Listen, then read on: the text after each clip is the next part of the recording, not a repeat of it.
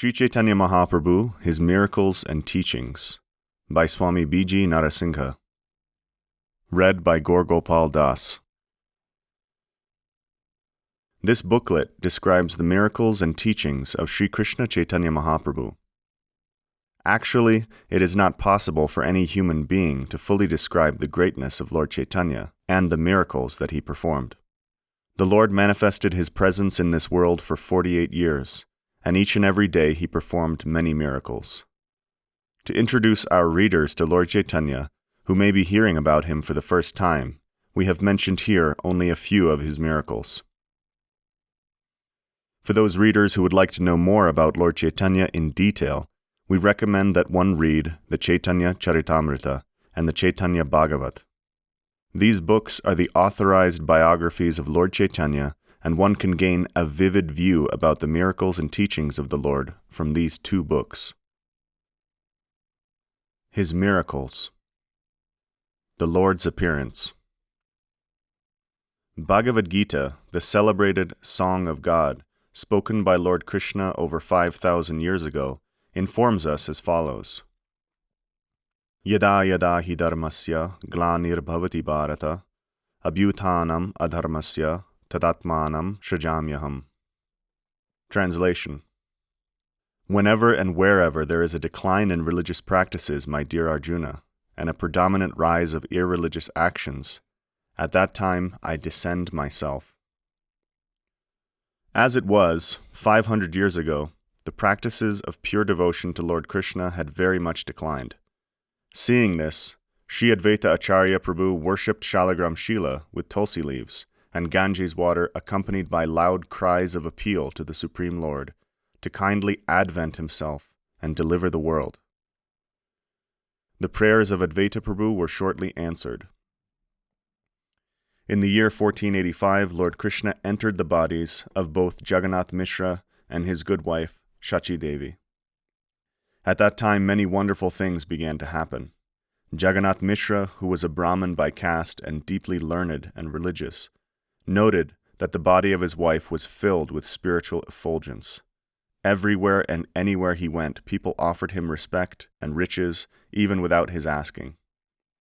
Shachi Devi told her husband that she saw wonderfully brilliant devas appearing in the sky above her house, offering prayers.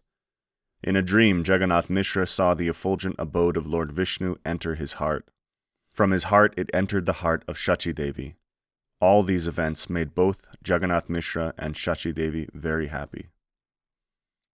For 13 months, the Lord remained in the body of Shachi Devi, and on February 18th, 1486, he made his appearance in this world. At the time of the Lord's birth, there was a lunar eclipse, and all the residents of the town of Nadia took their bath in the Ganges River and engaged in chanting the all-auspicious names of Vishnu. The Lord appeared from the womb of Shachi Devi, just as the moon appears from the milk ocean. The body of the Lord was the effulgent color of molten gold. Seeing the newborn child, everyone became filled with happiness. Everyone could appreciate that except for the difference in color, golden instead of blue, the child was the same Lord Krishna of Goloka. After the birth of the divine child, all sorts of Brahmin gentlemen with their wives came to see the baby, and they brought with them many valuable gifts. In the sky, the Gandharvas, the Siddhas, the Charanas, and other residents of the heavenly planets offered prayers and played on musical instruments like the veena. Even the wives of Lord Brahma, Lord Shiva, Lord Vishnu, Indra, and many others all came there to worship the Lord. Whenever the Lord cried, the ladies would chant the holy names of Vishnu, and thus the Lord would give up his crying. If the ladies chanced to stop uttering the holy names of Vishnu, the Lord would again begin to cry. Seeing all these wonderful events, the people of Nadia praised the fortune of Jagannath Mishra and Shachi Devi. Foot markings. One evening, while feeding her child breast milk, Shachi Devi noticed the markings of Lord Vishnu on the soles of her child's feet, namely the flag, thunderbolt, conch shell, chakra, and fish. Jagannath Mishra then called for Nilambar Chakravarti, the learned astrologer, who confirmed that the child was indeed the same personality who had appeared as the son of Nanda Maharaj and Mother Yashoda.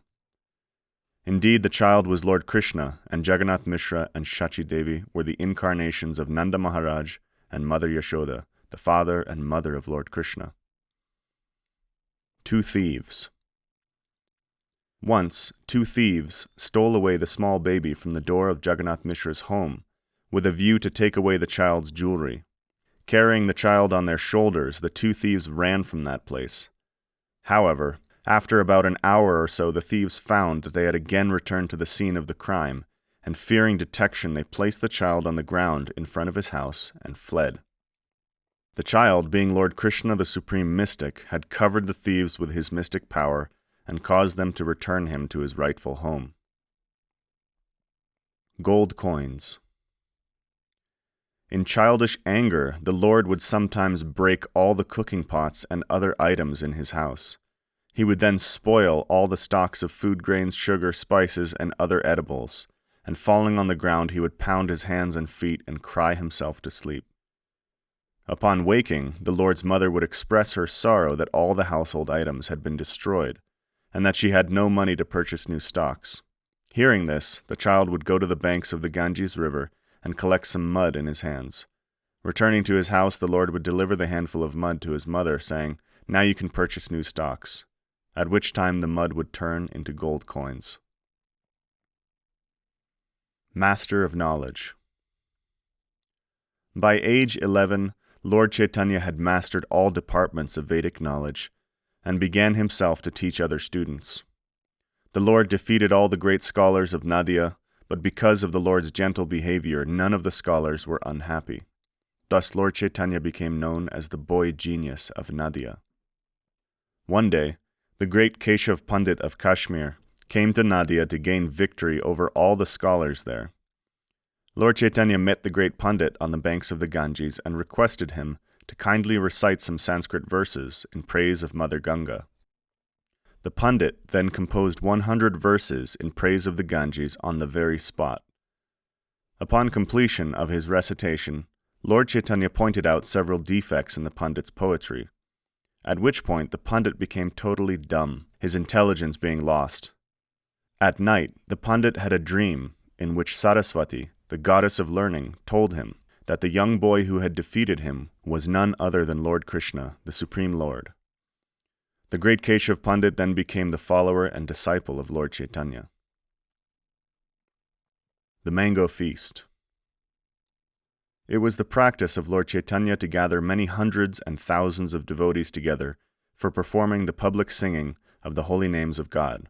Hare Krishna, Krishna Krishna, Hare Hare, Hare Rama, Rama Rama, Hare Hare. On one such occasion, when the singing came to an end, Lord Chaitanya asked the devotees what type of food they would like to take. All the devotees requested mango, but it was not the mango season and no mangoes were available. Lord Chaitanya then requested someone to bring him a dry mango seed. When that seed was given to the Lord, he placed it in the ground in front of everyone and began to chant the holy name. The seed immediately sprouted and grew to a full-sized mango tree. Within minutes, the tree gave fruits. Each fruit was at least 5 times bigger than the biggest mango ever seen before. Each fruit was fully ripe. The fruits were without skins and without seeds also. The devotees ate the fruits to their full satisfaction, and seeing this, Lord Chaitanya became very happy. The Universal Form. One day in the house of Advaita Acharya, Lord Chaitanya was requested to display the universal form, Vishvarupa, that Lord Krishna had kindly shown to Arjuna. The Lord complied with the request and revealed his universal form in front of Advaita Acharya. This is the standard of the bona fide incarnation of Bhagavan. Without being able to show the same universal form seen by Arjuna, one cannot be accepted as an actual avatar or incarnation of Vishnu. His Narasingha Form. When the Vaishnavas were performing Sankirtana, the public chanting of the maha-mantra, some envious persons reported this to the Muslim governor, who then sent his soldiers to take action against the Vaishnavas. When news of the advancing soldiers reached Lord Chaitanya's ears, he began to dance and proclaim that not even a blade of grass moves without his permission, and that the soldiers could do nothing without his order. However, the devotees became fearful and ran to their houses. Lord Chaitanya's associate, Srivas Pandit, began to pray and offer worship to Lord Narasingha to please protect all the devotees. Suddenly, Lord Chaitanya knocked on the door of Srivas Pandit's house, but Srivas did not answer because he was busy offering worship to Lord Narasingha out of fear of the advancing soldiers. Lord Chaitanya then manifested his form as Narasingha and began to roar very loudly. Hearing the great noise, Srivas gave up his worship and went to the door. When he opened the door, he saw the form of Lord Narasingha standing there with many arms holding many weapons to destroy the demons. Srivas fell to the ground at the sight and offered his prayers. When he again opened his eyes, he saw Lord Chaitanya in front of him, who then blessed Srivas and told him not to worry about the soldiers. It so happened that the soldiers heard the roar of Lord Narasingha and, thinking that there might be some trouble ahead, returned to the governor. His Six-Armed Form. In the house of Sarvabhauma Bhattacharya in Puri, Lord Chaitanya revealed his Sadbhuj, or six-armed form. In two hands, which were bluish in color, the Lord held a flute, showing that he was Lord Krishna. In another two hands, which were green in color, the Lord held a bow and arrow, thus showing that he was none different than Lord Ramachandra. Lastly, the Lord held in two hands, which were golden in color, a water pot and a mendicant's staff, or a danda, thus showing that he was the covered incarnation of the Supreme Lord that appears in the Kali Yuga to spread the Sankirtana movement. The six-armed form of the Lord had never been manifest before, and no other incarnation of Godhead except Lord Chaitanya can show this form. The Leper Brahmina. When Lord Chaitanya visited the temple of Kurmadev in South India, he delivered the leper Brahmana Vasudev. Vasudev was an ideal devotee of Lord Vishnu, but he chanced to reach Kurmakshetra after Lord Chaitanya had continued on his tour. Unable to have darshan of Lord Chaitanya, the leper Brahmana fell to the ground and lamented his unfortunate position. At this point, Lord Chaitanya immediately returned to Kurmakshetra to deliver the poor Brahmana. Seeing Vasudev lying on the ground shedding tears, Lord Chaitanya picked up the leper and embraced him to his chest. The body of Vasudev immediately became transformed, and all traces of his disease vanished. Indeed, Vasudev appeared in the full vigor and beauty of youth. Seeing this great miracle, all the people of Kurmakshetra were struck with wonder. The Tigers of Jaikanda Forest. On his way to Vrindavan, Lord Chaitanya had to pass through the great forest in central India, known as Jaikanda. There were many fierce lions, tigers, elephants, and other wild animals moving in that forest. But when the animals saw and heard the dancing and singing of the holy names of God performed by Lord Chaitanya, they gave up their natural enmity with each other, and all became as one happy family. Not only did the wild animals become peaceful, but they stood on their hind legs, and raising their paws in the air, they also sang the holy names of Krishna. As Lord Chaitanya passed through the forest for several days, the wild animals followed him in a great procession. Seeing this marvelous event, Lord Chaitanya's personal servant, Balabhadra, was struck with wonder. Rath Yatra at Jagannath Puri. During the Rath Yatra of Lord Jagannath at Puri, the Rath, weighing many thousands of kilos, got stuck and would not move despite the best efforts of the thousands of people who pulled on the ropes. Seeing the difficulty, King Prataparudra ordered a team of elephants to be attached for pulling the Rath cars. The elephants were harnessed to the chariot, and the elephant driver moved the elephants forward. However, the chariot would not move. At this, the elephant driver beat the elephants to make them pull with all their strength. The elephants pulled and pulled until tears came from their eyes, but still the chariot remained stationary and did not move even an inch. Lord Chaitanya then went to the back of the chariot and placed his head against a great wooden beam.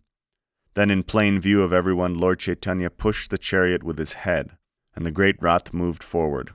As the Lord pushed the Rath with his head, he chanted the names of Krishna. Lord Chaitanya accepts prasadam. It was the common practice of Lord Chaitanya to take prasadam in the homes of his devotees and to accept prasadam offerings that were brought before him. However, on one occasion, Lord Chaitanya remained fasting for many days, not eating the many prasadam offerings that the devotees brought him. Govindadas, Lord Chaitanya's servant, received those offerings from the devotees and stocked them in a room. After several days, the prasadam stock became enough to feed 1,000 men. When Govindadas informed the Lord about the stock of prasadam, the Lord ordered him to bring each and every morsel of prasadam to him, and the Lord ate it with great relish. Indeed, Lord Chaitanya ate all the prasadam in one sitting. Thus, the Lord performed the prasadam pastime miracle, showing us that prasadam of Lord Krishna is completely spiritual and not material. Floating on the ocean. It sometimes happened that while in the mood of ecstatic trance, Lord Chaitanya would sometimes lose his external consciousness. Once while roaming on the beach at night, Lord Chaitanya became absorbed in ecstasy and fell into the ocean. The waves carried the Lord far away. A fisherman happened to catch the Lord in his net, but the fisherman was unable to distinguish what he had caught. When the fisherman tried to pull the Lord from the net, he immediately became absorbed in pure love of God and began to jump and chant the names of Krishna just like a madman. The fisherman thought that he had somehow been attacked by a ghost, and thus he ran down the beach. At that time, all the devotees of Lord Chaitanya were searching for him, but they could not find their Lord anywhere. When they saw the fisherman, they understood that he must have seen Lord Chaitanya. When they asked him if he had seen Lord Chaitanya, the fisherman replied that he had not, but that he had caught a great golden fish in his net, and when he touched the fish, he was attacked by a ghost. The fisherman said that being attacked by the ghost he had become mad, and that he could not stop singing Hare Krishna. The devotees of Lord Chaitanya informed the fisherman that he had not contacted a ghost, but that he must have caught Lord Chaitanya in his net, and that when he touched the body of the Lord he became blessed with the ecstatic emotion of love of God, and thus he sang and danced like a madman. The devotees then requested the fisherman to take them to the place where Lord Chaitanya was lying. When the devotees reached the spot where the Lord was lying, they saw that he was in deep ecstatic trance. All the limbs of the Lord's body were elongated, and he showed almost no signs of life. Then the devotees began to loudly chant the names of Krishna for some time. Hearing this sound, the Lord regained his external consciousness, and rising to his feet, he began to dance and chant. Such are the wonderful activities of the Lord in the mood of ecstatic love of God. His disappearance. The final pastimes of Lord Chaitanya were manifested in his 48th year, during the time of Sankirtana, while the congregational singing of the names of God was going on in the temple of Tota Gopinath at Puri. At that time, many devotees were assembled there, and in great ecstasy, Lord Chaitanya danced and sang. At the climax of the singing, Lord Chaitanya manifested himself in 13 forms, and each of those 13 forms of Lord Chaitanya danced with his arms held high. Then, in the presence of everyone, all those forms merged into the body of the deity of Tota Gopinath.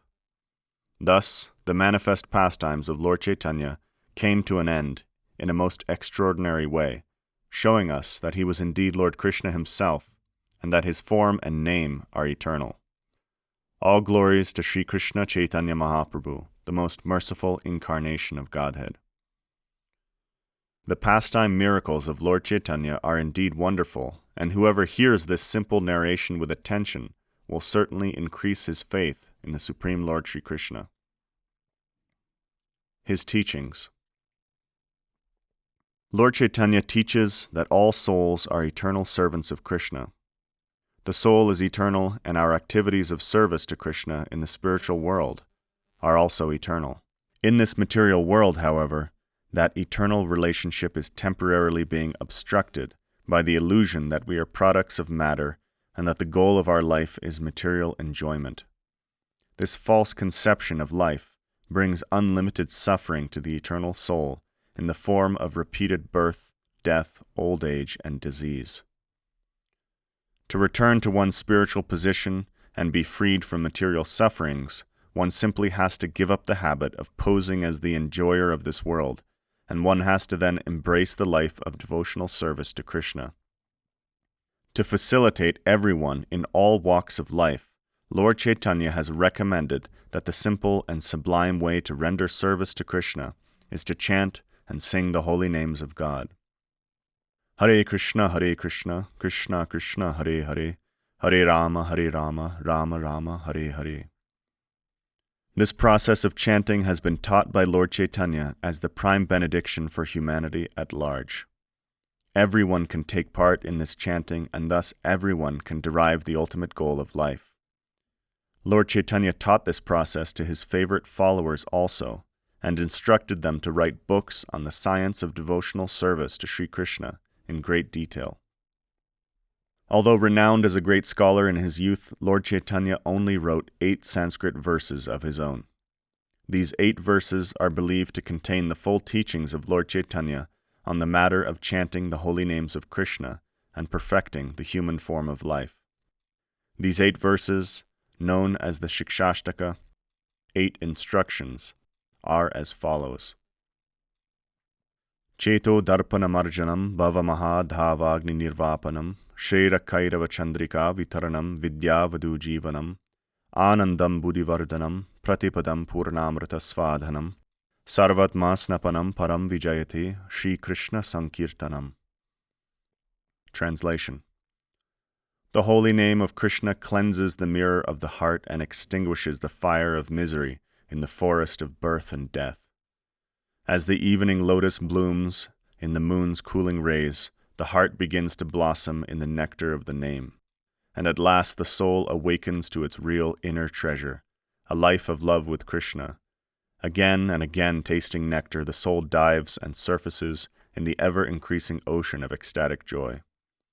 All phases of the self of which we may conceive are fully satisfied and purified, and at last conquered by the all-auspicious influence of the holy name of Krishna. Namnam akari bahuda nija sarva shaktis, tatrapita niyamita smarane nakala, etadrishi tava kripa bhagavan mamapi, durdaiva midrisham iha janinanuragaha. Translation. O my Lord, your holy name bestows auspiciousness upon all, and you have unlimited names such as Krishna and Govinda by which you reveal yourself. In your many holy names you have kindly invested all your transcendental potency, and in chanting these names there are no strict rules concerning time or place. Out of your causeless mercy you have descended in the form of divine sound, but my great misfortune is that I have no love for your holy name. Trinad api sunichena taror api sahishnuna, amanina manadena, kirtaniya sadahari. Translation.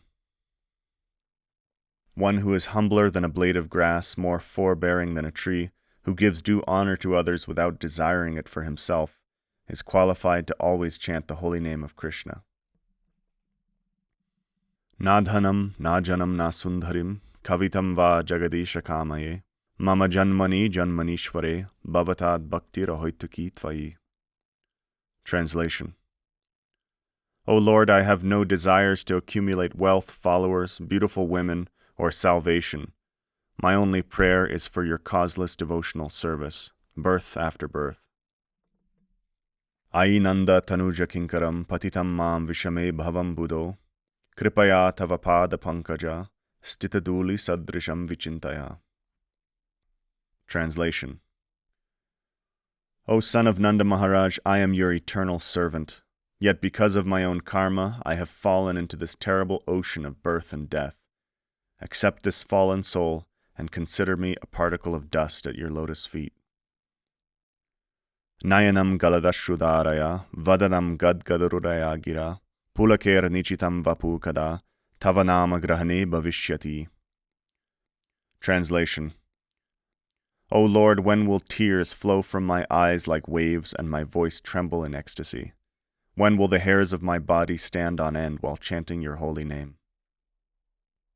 Yugayitam nimishena chakshusha pravishayitam shunyayitam jagat sarvam Govinda virahena me. Translation. O Govinda, without you the world is empty. Tears are flooding my eyes like rain, and a moment seems like forever. Ashlishlava padaratam pinashtumam adharshanam marmahatam korotuva yata tata va vidadatu lampato madprananatas tusa eva napara. Translation. Krishna may embrace me in love or trample me under his feet. He may break my heart by hiding himself from me. Let that debauchee do whatever he likes, but he will always be the only Lord of my life.